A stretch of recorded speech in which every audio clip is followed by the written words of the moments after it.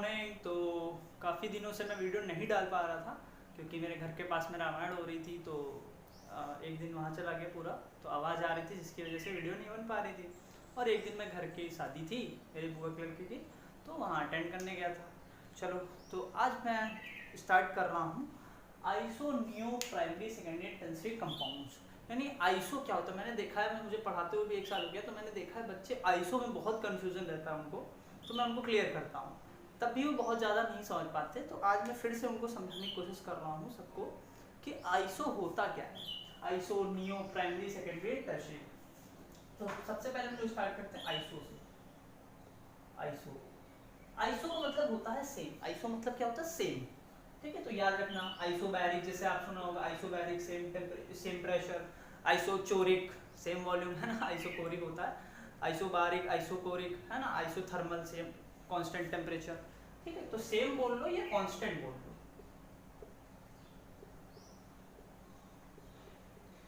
ठीक है, तो होता क्या है, तो आइसो क्या होता है मैं बताता हूँ। Those alkane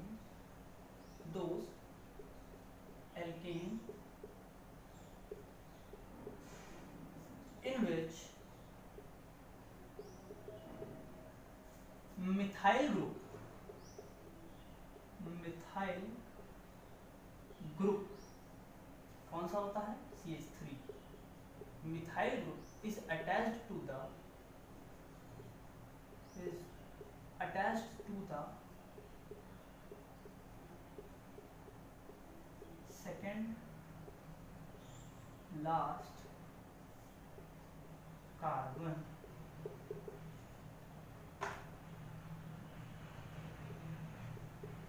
in chain।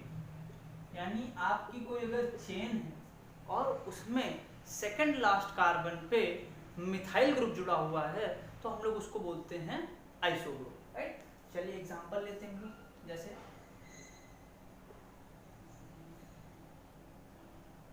अच्छा, मैं आपको बता दूं कि ये क्या है। ये है आइसोब्यूटेन, H लगा लीजिएगा। ये है आइसोब्यूटेन। कैसे हुआ आइसोब्यूटेन? आप देख सकते हैं, जो ये कार्बन चेन थी, इस कार्बन चेन में पहला दूसरा तीसरा, तो जो सेकंड लास्ट कार्बन है उस पे अगर मिथाइल ग्रुप लगा हुआ है, चलो मैं हाइड्रोजन लगा ही देता हूँ।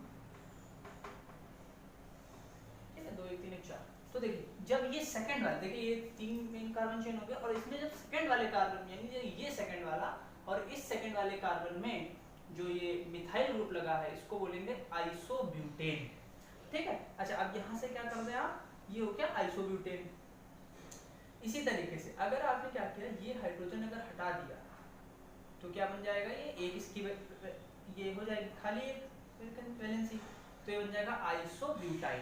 समझ लो, क्योंकि एक हाइड्रोजन जब रिमूव कर देते हो CH4 में से, जब एक हाइड्रोजन रिमूव कर देते हो तो क्या बन जाता है, CH3 बन जाता है कि नहीं, और ये एक वैलेंसी खाली हो जाती है, तो उसी को बोलते हैं मिथाइल, तो ये -H।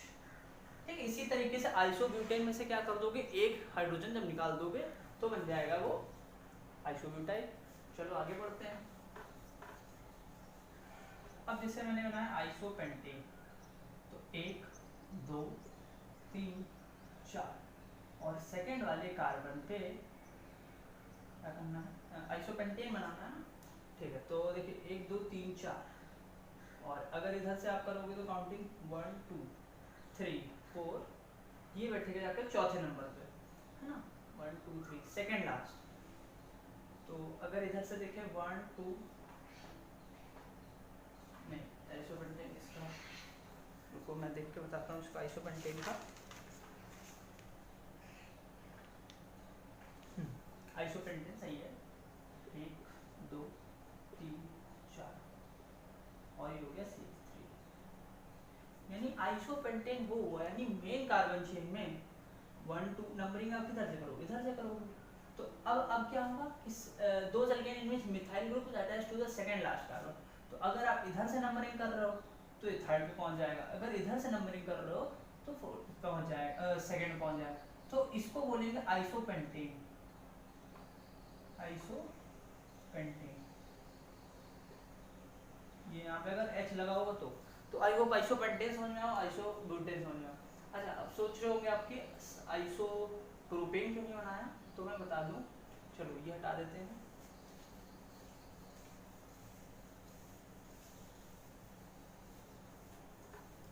आइसोपेंटेन, तो आइसोपेंटेन नहीं होता, सॉरी आइसोप्रोपेन नॉट एग्जिस्ट। क्यों नहीं करता, उसके पीछे का रीजन है। आइसोप्रोपाइल करता है, 1 2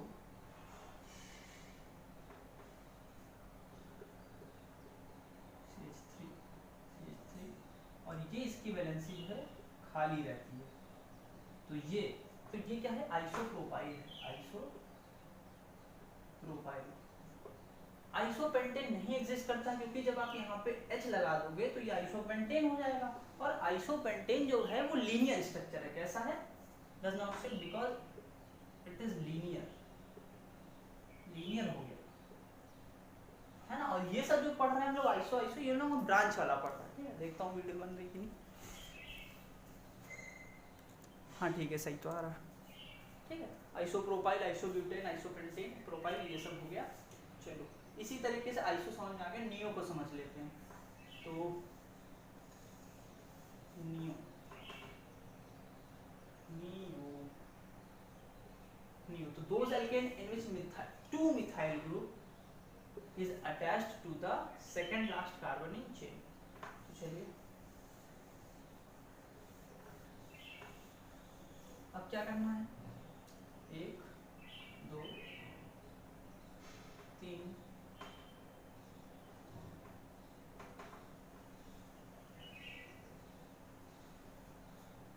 तो ये देखिए क्या हो गया, अगर आपने देखे 1 2 3 नंबरिंग करी 1 2 3, तो सेकंड लास्ट कार्बन हो गया, और सेकंड लास्ट कार्बन पे 2 मिथाइल ग्रुप जुड़े, 1 2, तो ये क्या हो गया 1 2 3 4 5, तो ये हो गया आपका नियोपेंटेन, नियोपेंटेन, ठीक है। नियोपेंटेन, नियोब्यूटेन नहीं हो सकता, ठीक है। क्यों क्यों, क्योंकि अगर आप बनाओगे चलोगे तो सेकंड लास्ट कार्बन पे कैसे आप लगा दोगे, ये नियोपेंट सेकंड लास्ट कार्बन पे CH3 CH3, और ये हो गया CH3, तो क्या ये नियोपेंटेन कहला सकता है, नियोब्यूटेन 1 2, और दूसरे वाले पे, लेकिन जब आप मेन कार्बन चेन बनाओगे तो 1 2 3 की बनेगी, ठीक है। तो ये नियोपेंटेन नहीं होगा, राइट, नियोब्यूटेन नहीं एग्जिस्ट करेगा, ठीक है। तो नियोपेंटेन से ही स्टार्टिंग होती है। नियोहेक्सेन बना के दिखा देता हूँ, 1 2 3 4 5 6, ये हो गया 2 मिथाइल ग्रुप, ये हो गया नियोहेक्सेन, नियोहेक्सेन।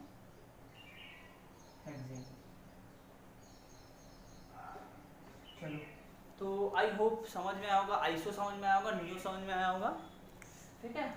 और अब हम लोग बढ़ते हैं primary, secondary and tertiary, right. चलो आगे बढ़ते हैं, इसकी डेफिनेशन को नोट कर लेना, बहुत बच्चे कंफ्यूजन में रहते हैं।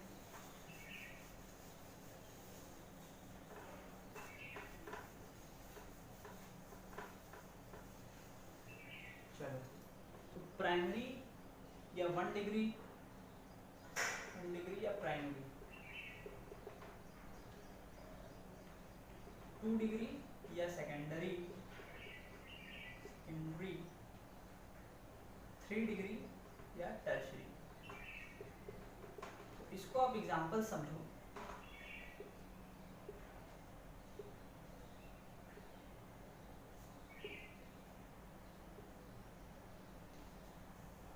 ठीक है।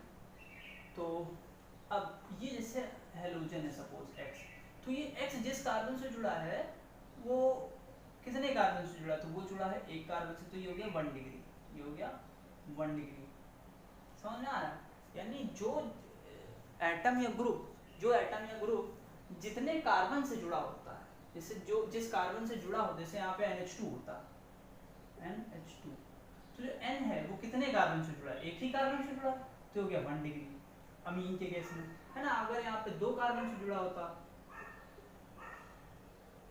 तो ये हो गया N जिससे 2 डिग्री से, समझ पा रहे हो। तो अब इसको थोड़ा और एलोबरेट करने के लिए मैं आपको एक सिर्फ शुद्ध एग्जांपल लेता हूँ। जैसे हमने एग्जांपल लिया CX, तो ये जो X है वो कितने कार्बन से जुड़ा है, 1 डिग्री, या ये जिस कार्बन से जुड़ा वो कितने कार्बन से जुड़ा, तो वो हो गया, जैसे सपोज मैंने बनाया CH3 CH2X। तो अब ये जो X है वो जिस कार्बन से जुड़ा वो कितने कार्बन से जुड़ा है, तो हो गया 1 डिग्री, तो ये हो गया 1 डिग्री या प्राइमरी। ठीक है, अब इसको मैं और लेता हूँ।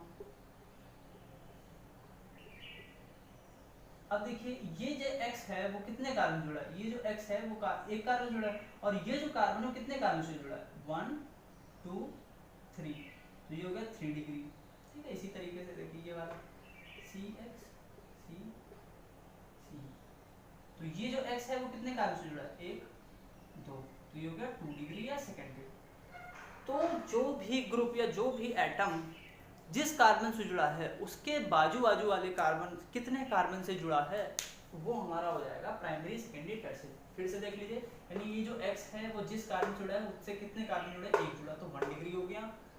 ये जो x है वो जिस कार्बन से जुड़ा है उससे कितने कार्बन जुड़े हैं, वो 3 डिग्री हो गया, 3 जुड़े हैं।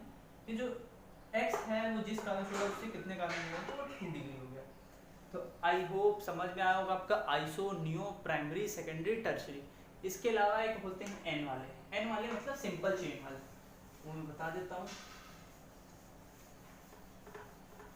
एन मतलब होता है, इससे पहले एन देख लीजिए, एन एन जैसे मैंने बोला कि एन हेक्सेन, एन हेक्सेन मतलब लीनियर स्ट्रक्चर। एन का मतलब होता है linear structure, normal linear structure या नॉर्मल स्ट्रक्चर, नॉर्मल स्ट्रक्चर। तो एन हेक्सेन बोल दिया तो 1 2 3 4 5 6 ऐसे बना लेना, H2 ऐड कर दीजिए, राइट, समझ में आ रहा है। एन ब्यूटेन बोला है तो 1 2 3 4 एन ब्यूटेन हो गया। एन पेंटेन बोला है तो इसी तरीके से 5 कार्बन बना दिए। तो आई होप समझ में आया होगा आप सभी को, और कल फिर हम लोग क्वेश्चंस की शुरुआत करेंगे थोड़ा, और IUPAC के 1-2 रूल्स देखेंगे जो सेलेक्ट लॉन्गेस्ट कार्बन चाहिए वो। तो तब तक के लिए पढ़ाई करते हैं, ओके, बेस्ट ऑफ लक।